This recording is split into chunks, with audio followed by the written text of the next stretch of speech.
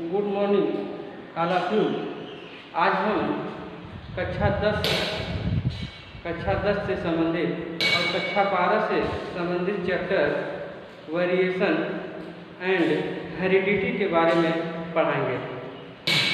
Variation विभिन्नताएं, heredity वंशागत है क्या, इसी के बारे में हम समझाएंगे कि बच्चों में अपने माता पिता का लक्षण कैसे पहुंचता है। ये कॉमन चैप्टर है जो कक्षा 10 के और कक्षा 12 के बच्चों के लिए बहुत इंपॉर्टेंट है। Point of the board exam.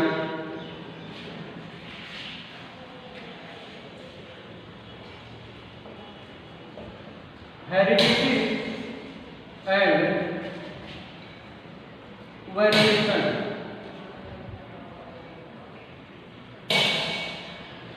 Heredity का मतलब है वंशागति, वेरिएशन का मतलब है विभिन्नताएं।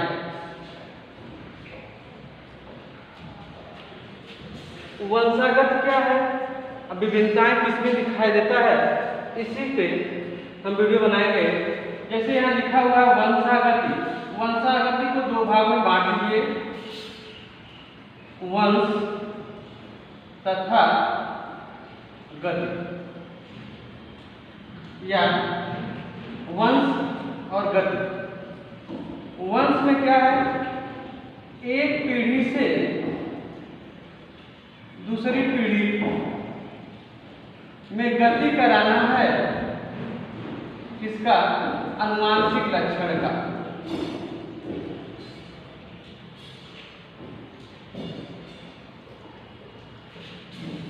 एक पीढ़ी से दूसरी पीढ़ी में गति कराना है किसका, अनुवांशिक लक्षण का।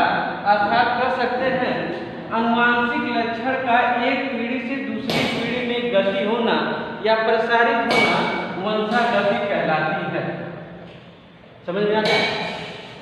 वंशागति मतलब कि माता पिता का लक्षण बच्चों में ट्रांसफर हो जाना, माता पिता का लक्षण बच्चों में प्रसारित हो जाना, गति कर जाना वंशागति कहलाती है। दूसरा है विभिन्नताएं। विभिन्नताएं को कह सकते हैं हम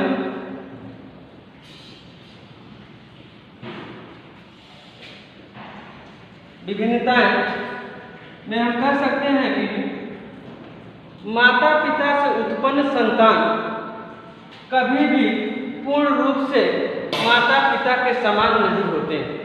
कहने का मतलब है कोई भी संतान पूर्ण रूप से अपने माता पिता के समान नहीं होता, या एक ही माँ बाप से उत्पन्न दो संतान, एक ही माँ बाप से उत्पन्न दो संतान, दोनों संतान में कभी भी आपस में समानताएं नहीं पाए जाते। जो असमानताएं पाई जाती हैं, जो विभिन्नताएं पाई जाती हैं, उन्हीं को हम कहते हैं विभिन्नताएं। विभिन्नताएं वेरिएशन कहने का मतलब कोई भी दो बच्चा एक ही माँ बाप का कभी भी एक दूसरे के समान नहीं दिखाई देते। जो विभिन्नताएं दिखाई देती हैं उन्हें हम विभिन्नता कहते हैं।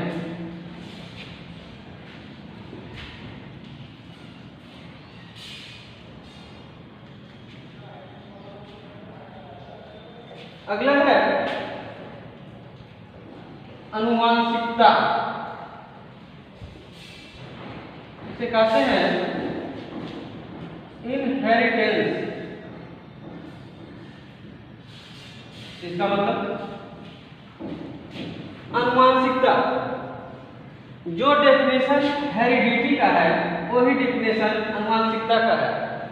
हेरिडिटी मतलब था वंशागति, ये है अनुवांशिकता।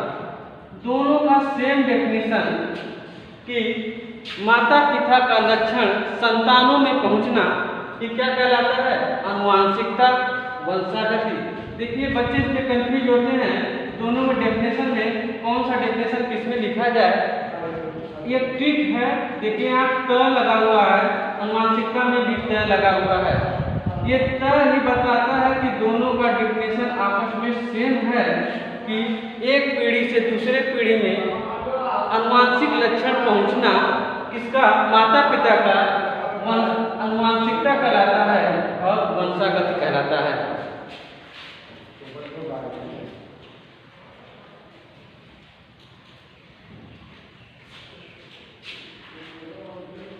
अगला है जेनेटिक्स। जेनेटिक्स या हिंदी में कहते हैं अनुवांशिकी।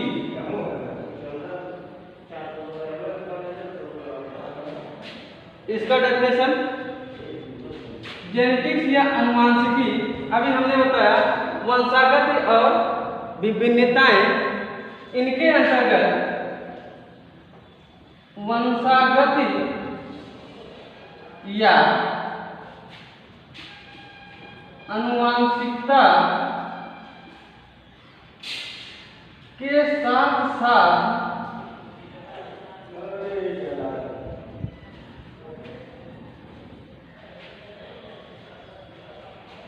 विभिन्नताएं का अध्ययन करना ही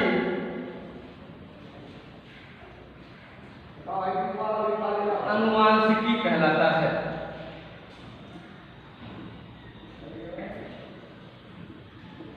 ठीक, वंशागति के साथ साथ, हेरिडिटी के साथ साथ वेरिएशन का अध्ययन करना ही अनुवांशिकी कहलाता है।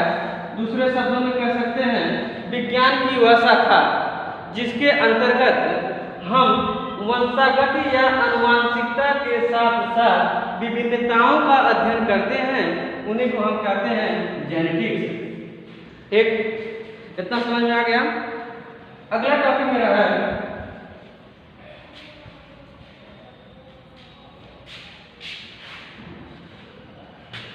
Fundamental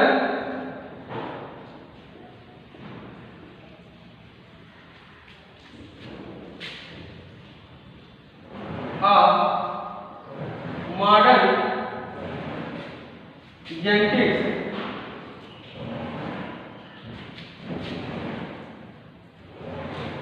fundamental of modern genetics, आधुनिक अनुवांशिकता का नींव। फंडामेंटल ऑफ मॉडर्न जेनेटिक्स, आधुनिक अनुवांशिकता का नींव किसने डाला? मॉडर्न समय में अनुवांशिकता को बताने वाले या इसका शुरुआत करने वाले कौन से साइंटिस्ट हैं? तो इसका नींव डालने वाले जो वैज्ञानिक थे उनका नाम है मेंडल।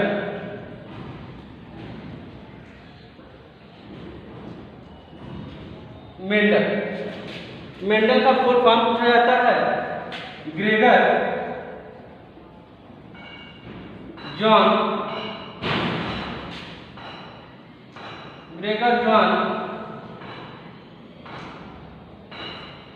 मेंडल, इनका फुल फॉर्म है। ग्रेगर जॉन मेंडल ऑस्ट्रिया के ब्रून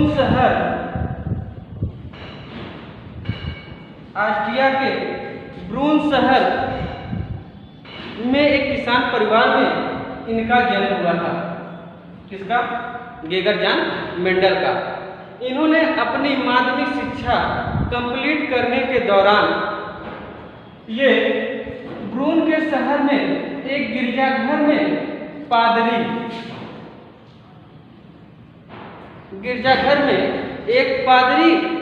के पद पर कार्यरत थे और अवकाश के समय, खाली समय, ये गिरजाघर में जो गार्डन बनाया गया था, बागीचा बनाया गया था, उस बागीचे में रह करके अपना प्रयोग करते थे। इस पर पाइजम सटाइवा, ये है मटर का साइंटिफिक नाम है पाइजम सटाइवम, जिसे हम लोग कहते हैं पी। ठीक। इसी पर इन्होंने क्या करते थे, अपने खाली समय में गिरजाघर से जो समय खाली इनका बचता था उसी समय ये क्या करते थे, इस मटर पर अपना लगातार प्रयोग करते थे, हाइब्रिडाइजेशन कराते थे, संकरण कराते थे। किस लिए? आनुवांशिकता के नियम को खोजने के लिए। ठीक। आनुवांशिकता का नियम इन्होंने खोजा। लगातार 8 वर्ष तक,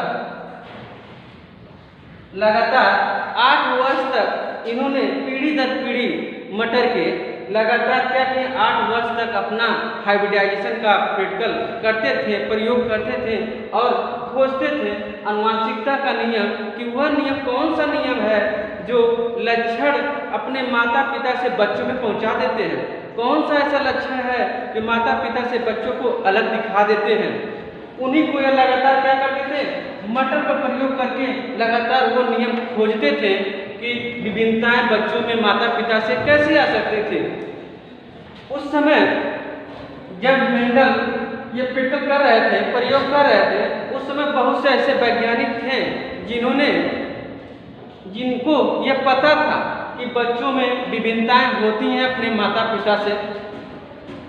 पीढ़ी दर पीढ़ी जो कैरेक्टर जाते हैं, कैसे जाते हैं, ये भी उन्हें पता था, लेकिन कैसे जाते हैं ये उनको नहीं पता था। और उन्हीं के बारे में ये मेंडल खोज रहे थे। उस समय के साइंटिस्ट पाइथागोरस थे, अरस्तु थे, सबको जानकारी थी कि कोई ना कोई विभिन्नताएं हैं, जो कैरेक्टर हैं जो माता पिता को क्या करते हैं, बच्चे से अलगाव रखते हैं। लगातार 8 वर्ष प्रयोग करने के दौरान मेंडल को आनुवांशिकता का नियम बनाया। वो नियम कैसा था?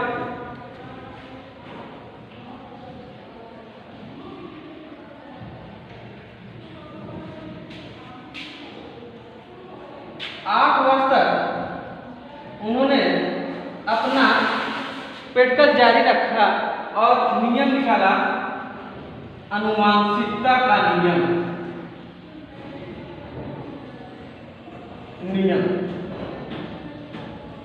जब इन्होंने मानसिकता का नियम निकाल दिया तब इनको फादर ऑफ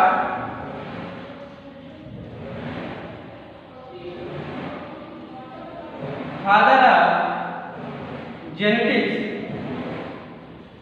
के नाम से जाना जाने लगा। किसको? मेंडल को। मेंडल को फादर ऑफ जेनेटिक्स के नाम से जाने जाना लगा और आधुनिक समय में भी मेंडल को फादर ऑफ जेनेटिक्स के नाम से जाना जाता है। ये बहुत इंपॉर्टेंट क्वेश्चन है कि जेनेटिक्स के फादर कौन हैं, बच्चों को गुमराह करने के लिए पूछ दिया जाता है। आधुनिक अनुवांशिकता के पिता कौन हैं, आधुनिक अनुवांशिकता के जनक कौन हैं? वो कौन है? मेंडल ही है। पुराने समय में भी थे और आज के समय में भी, आधुनिक के समय में भी कौन है? यही मेंडल है। कंफ्यूजन सिर्फ यही करता है जब पूछता है फादर ऑफ जेनेटिक्स, बच्चों को पता रहता है मेंडल, लेकिन यही मॉडर्न कर देता है आगे, तो बच्चे कंफ्यूज हो जाते हैं कि मॉडर्न में कौन सा आएगा।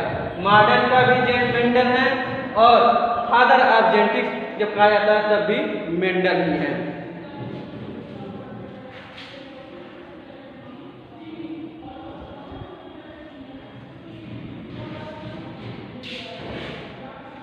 अगला topic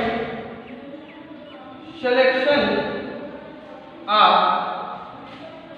garden pea. Selection of garden pea यहाँ पूछा जाता है मेंडल को सिर्फ मटर पर ही प्रैक्टिकल क्यों किए? मेंडल सिर्फ मटर ही पौधे को क्यों लिया? इस वर्ल्ड में बहुत से पौधे हैं, उनको क्यों इन्होंने छोड़ दिया? तो इसका कारण यही था कि मेंडल मटर के पौधे लेने का कारण यही था कि मटर का जो पौधा होता है मुलायम होता है, कद में छोटा। जब छोटा है तो उसको संभालने में भी आसानी, संभालने में भी क्या है, आसानी था। इसलिए मेंडल ने मटर के पौधे को लिया। दूसरा है, ये एक वर्षीय है। ये पौधा एक वर्षीय है, अर्थात एक वर्ष के अंदर ही फल फूल अपना दे देते हैं। इसलिए इनका अध्ययन करना आसान था, क्योंकि इनका ड्यूरेशन बहुत कम था। तीसरा लक्षण, ये जो पौधे थे द्विलिंगी।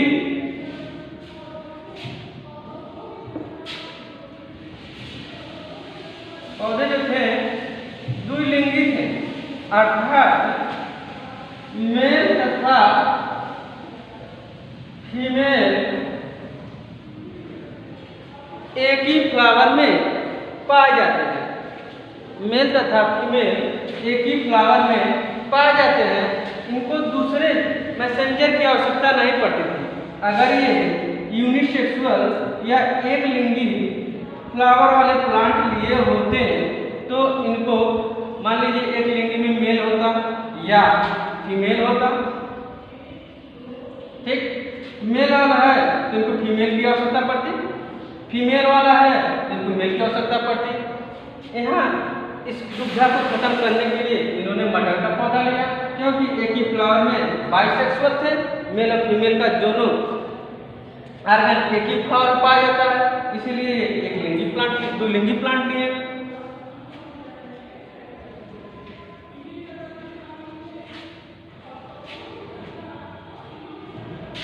ये था इनका कैरेक्टर, ठीक है। एक और इम्पोर्टेंट कैरेक्टर,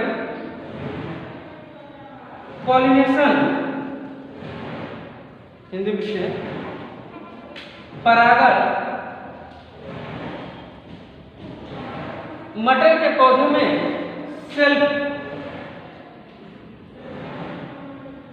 पॉलिनेशन अर्थात स्वपरागण, ठीक। स्वपरागण इसलिए होता है क्योंकि प्लांट कैसा है, द्विलिंगी। प्लांट में फ्लावर कैसे हैं, द्विलिंगी। द्विलिंगी होने के कारण इसमें स्वपरागण 100% होता है। पर परागण या क्रॉस पॉलिनेशन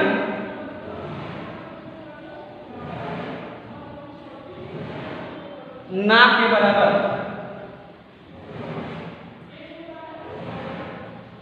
पर परागण में या क्रॉस पॉलिनेशन मटर के पौधों में ना के बराबर था। सबसे अच्छी बात ये थी, स्वपरागण होने के लिए इनको किसी दूसरे प्रकार के पौधों के मैसेंजर की आवश्यकता नहीं पड़ती थी। इसीलिए इन्होंने मटर के पौधे को लिया। मटर के पौधे को लेने का कारण इनका यही चार पॉइंट था, जो किसी अदर प्लांट से बहुत कम मिलती है।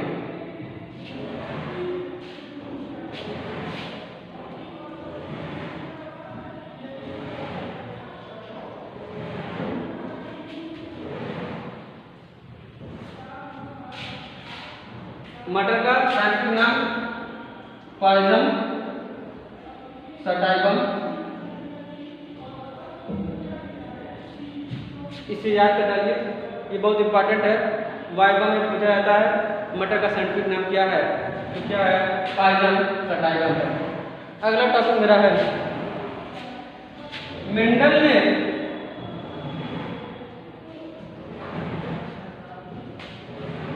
तुलनात्मक विभिन्नता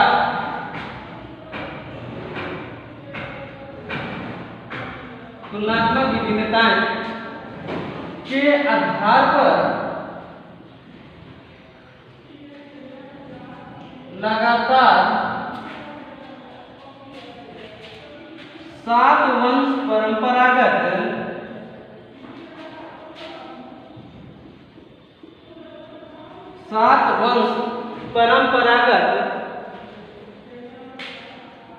आनुवांशिक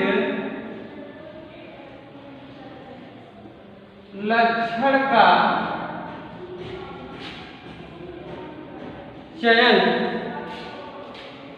किया। क्या है हेडिंग।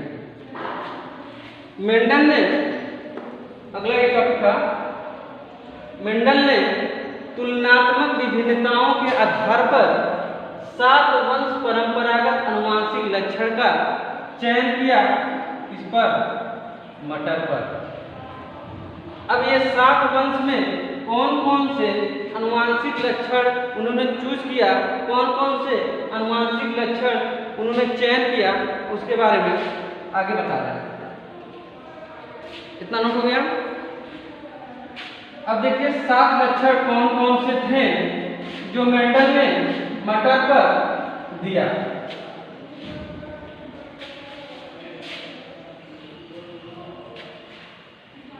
लक्षण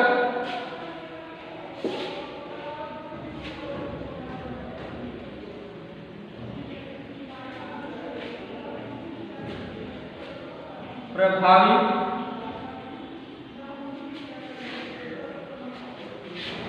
और अप्रभावी। पहले हम लोग जान लेते हैं प्रभावी क्या होता है और अप्रभावी क्या होता है। प्रभावी नाम से पता चल रहा है अपना प्रभाव दिखाने वाला, अप्रभावी अपना प्रभाव न दिखाने वाला। अर्थात कोई भी 2 कैरेक्टर को आपस में लेकर के जब क्रॉस कराते हैं तो F1 पीढ़ी में, F1 जनरेशन में जो कैरेक्टर हमें दिखाई देता है उनमें से, इन दोनों कैरेक्टरों में से जो प्रभावी कैरेक्टर रहेगा वही F1 जनरेशन में हमें दिखाई देगा। उसी को हम कहते हैं प्रभावी। जो कैरेक्टर नहीं दिखाई देता है अर्थात उसी प्रभावी जीन के साथ अप्रभावी लक्षण इसी में जीन में क्या होते हैं, छिपे रहते हैं, उसे हम कहते हैं अप्रभावी लक्षण। अभी आगे समझाएंगे, समझ में आएगा। पहले इसको देख लिया जाए। लक्षण में पहला था मटर का तने की लंबाई। मटर के तने की लंबाई, यहाँ लंबाई को लिया था। लंबाई में प्रभावी वो था जो प्लांट लंबे थे और अप्रभावी वो प्लांट थे जो बौना था। कहने का मतलब मटर के ऐसे पौधे को लिए थे जिनकी स्टेम की लंबाई लंबी थी उसको अप्रभावी माने, और जिसकी स्टेम की लंबाई बौनी या छोटी थी उसे अप्रभावी लक्षण माने। दूसरा, फूलों की स्थिति, फूलों की स्थिति को लिया। स्थिति में जो कक्षीय फूल थे, कक्ष से निकलने वाले थे, इसे कहते हैं एंग्लिन। कक्ष से निकलने वाले थे उनको इन्होंने प्रभावी माना, और जो टर्मिनल थे या अग्रस्त थे उन्हें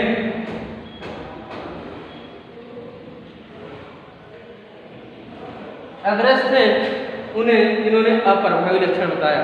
अब ये बताएंगे ये लंबा प्रभावी क्यों हुआ, बौना अप्रभावी क्यों हुआ, कक्षीय प्रभावी क्यों हुआ, टर्मिनल या अर्गस्त अप्रभावी क्यों हुआ। पहले 7 लक्षण लिख देते हैं, उसके बाद आगे बताते हैं। तीसरा, फूलों का रंग। तीसरा लक्षण था फूलों के रंग को लिया, जिसमें बैगनी को प्रभावी कहा और सफेद को अप्रभावी कहा। चौथा, कच्ची फली का आकृति, पहले समझ लेते रंग। कच्ची फली का रंग मटर के हरे वाले फली का रंग में प्रभावी में हरा और अप्रभावी में पीला। पांचवा,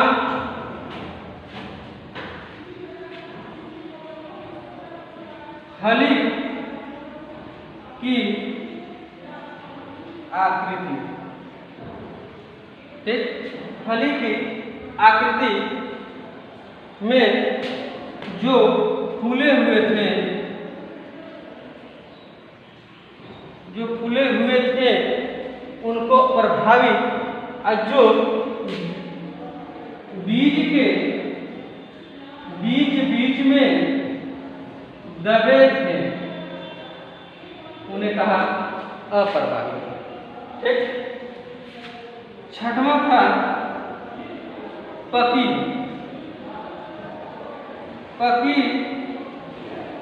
फली की आकृति,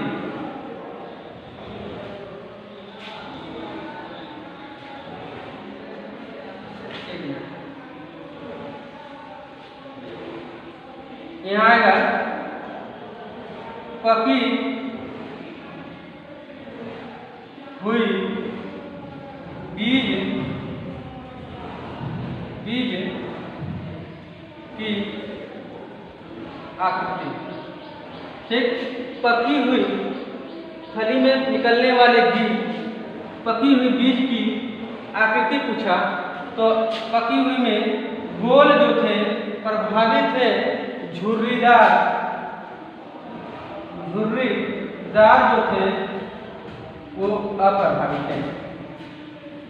और लास्ट बचा, लास्ट का बीज पत्र का रंग। ठीक। बीज पत्र का रंग पीला को प्रभावी और हरे को अप्रभावी कहा। 1 2 3 4 5 6 7 वंश तक 7 लक्षण का चयन मेंडल ने किया तुलनात्मक विभिन्नताओं के आधार पर।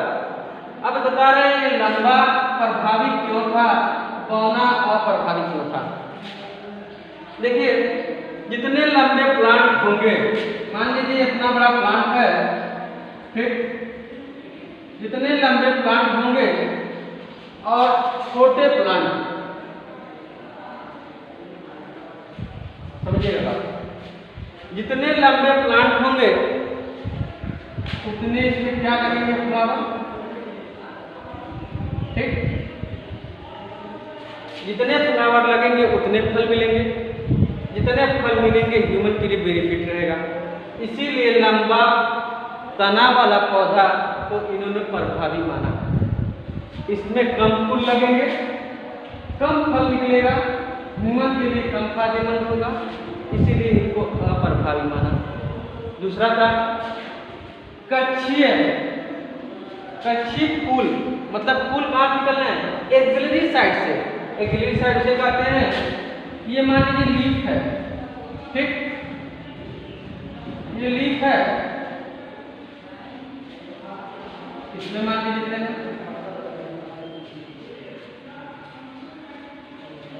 ये लीफ है, ठीक। कच्छी का मतलब है लीफ और स्टेम के बीच से जब फ्लावर निकले, कहाँ से, जब पत्ती और तने के बीच से फ्लावर निकले तो उन्हें कहते हैं कच्छी है। कच्छ से निकलना है, किसके किसके कच्छ से, पत्ती और तने के कच्छ से, पत्ती और तने के बीच से, इन दोनों से जब बीच से फ्लावर निकले उन्हें कहते हैं कच्छीय फ्लावर, एक्सिलरी फ्लावर। दूसरा है टर्मिनल, नाम से पता चल रहा है एकदम टिप पर फ्लावर निकलेंगे, टिप पर फ्लावर निकलेगा, इससे कितने फल बनेंगे, सिर्फ और सिर्फ 1, इनसे कितने फ्लावर बने? यहाँ देखिए, जितने कक्ष हैं सबसे फ्लावर निकलेगा। प्लांट अगर इतना लंबा भी रहता तो भी टर्मिनल पे सिर्फ एक ही फ्लावर निकलता, एक ही फल बनता। इनके केस में देखिए, अगर छोटा भी पौधा है लेकिन हर पत्ती के बगल बगल से फ्लावर निकल रहा है तो इसमें फ्लावरों की संख्या ज्यादा होगी बनस्पत इनसे। अब देखिए, इसमें फ्लावर कितने निकले? जितने पत्ती उतने फ्लावर। अगर 10, 1, 2, 4, 8, 10 फ्लावर है, 10 लीफ है, इसमें 10 फ्लावर निकलेंगे। 10 फ्लावर निकलेंगे अर्थात 10 मटर के दाने, 10 मटर के पोड तैयार होंगे। पोड को कहते हैं मटर की फली को। पोड तैयार होंगे। प्लांट लंबा भी है तो क्या मतलब?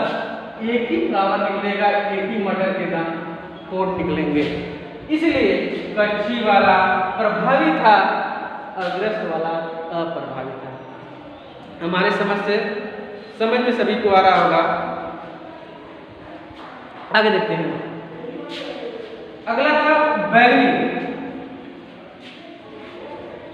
बैगनी कलर कंट्रास्ट कलर है। बैगनी कलर जो होते हैं कंट्रास्ट होते हैं बनस्पत व्हाइट के अपेक्षा। ये रिफ्लेक्टिव होते हैं व्हाइट, जबकि ये प्रकाश को इब्जाद करने में सहायक फूल होते हैं, जबकि ये सहायक फूल नहीं होते। प्रकाश संश्लेषण की प्रक्रिया इसमें ज्यादा हो जाएगी, इसमें प्रकाश संश्लेषण की क्रिया कम होगी। जितने प्रकाश संश्लेषण क्रिया करेंगे उसी अनुपात में हमें क्या मिलेगा? पोड, अर्थात मटर की फली प्राप्त होंगे। इसमें मटर की फली कम प्राप्त होंगे, इसलिए ये अप्रभावी। और ये कैसा था? प्रभावी था।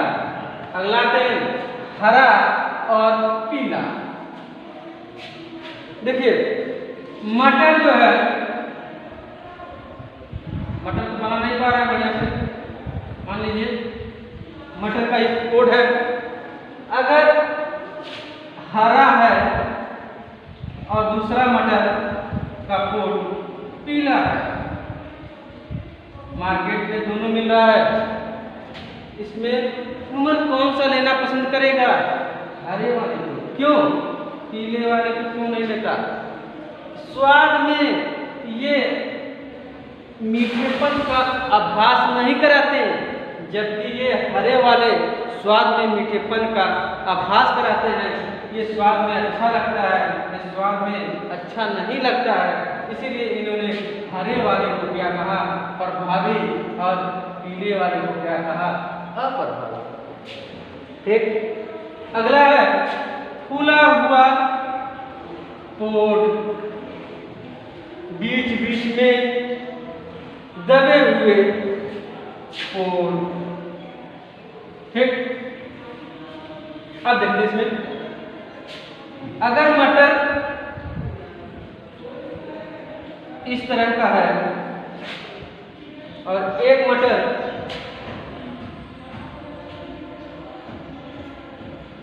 इस टाइप का है, जिसमें दानों की संख्या इसमें पूरी तरह से भरमार पड़ी हुई है। इसमें दानों की संख्या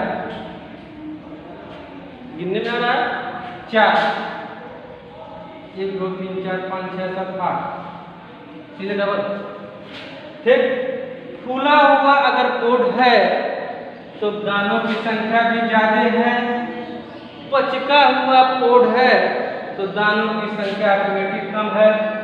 ह्यूमन अपने बेनिफिट के लिए इसको लेना पसंद करेगा, इसको नहीं लेना पसंद करेगा।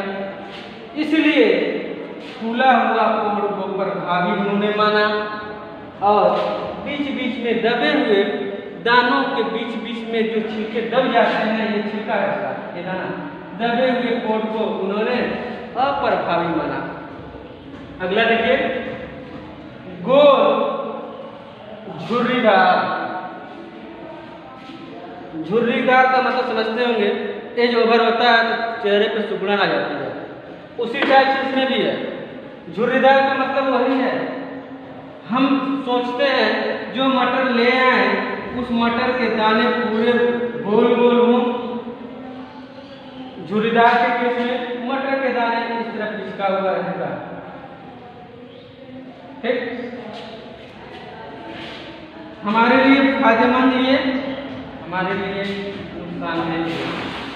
ठीक, इसके आधार पर इन्होंने गोल बीज वाले दाने को प्रभावी माना और झुर्रीदार वाले बीज को इन्होंने अप्रभावी माना। ठीक, अगला है पीला।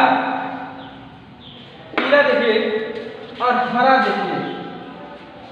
यहाँ पीले मटर के दाने को रखना लंबे समय तक आसान होता है, जबकि हरा मटर के दाने को लंबे समय तक रखना कठिन होता है। इसलिए हरे वाले को इन्होंने अप्रभावी माना और पीले वाले गोल दाने के मटर को इन्होंने प्रभावी माना। ठीक,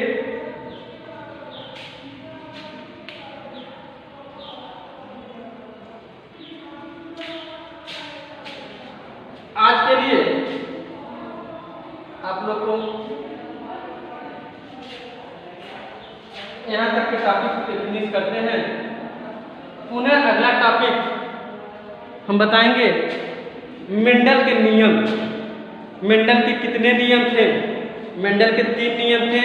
3 नियम में प्रभाविकता का नियम, दूसरा नियम स्वतंत्र अभिवन का नियम, तीसरा नियम पृथक्करण का नियम। मेंडल का 3 नियम है।